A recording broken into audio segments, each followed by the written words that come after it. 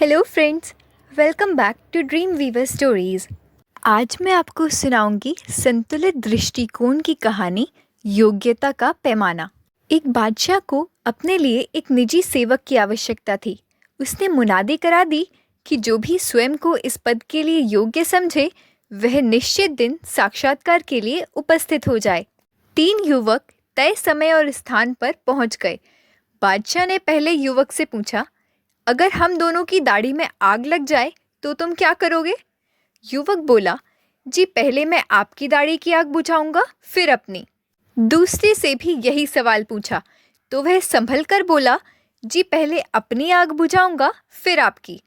अब तीसरे की बारी थी।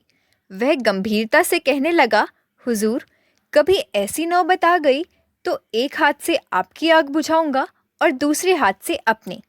बादशाह उसके जवाब से प्रसन्न होकर बोले, तुम इस पद पर नियुक्त किए जाते हो।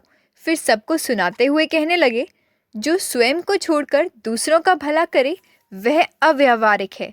जो स्वार्थ को ही सर्वोपरि समझे वह अधम है, और जो अपनी और दूसरों की भलाई समान रूप से करे वही वास्तव में सज्जन है। तीसरे युवक में यह सब गुण हैं, इसीलिए उसी सेवा में लिया जाता है। दोस्तों, इस कहानी का मुख्य उद्देश्य यह है कि सच्चा सज्जन वही होता है जो अपनी और दूसरों की भलाई को समान रूप से महत्व देता है। न तो पूर्णतः परोपकारी होना व्यवहारिक है और न ही पूर्णतः स्वार्थी होना नैतिक है। इसके बजाय हमें अपनी जिम्मेदारियों और दूसरों की सहायता के बीच एक संतुलन बनाना चाहिए।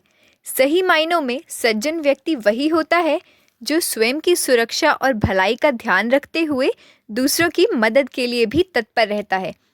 इस संतुलित दृष्टिकोण से समाज में एक सकारात्मक और सहयोगी माहौल बनता है। धन्यवाद।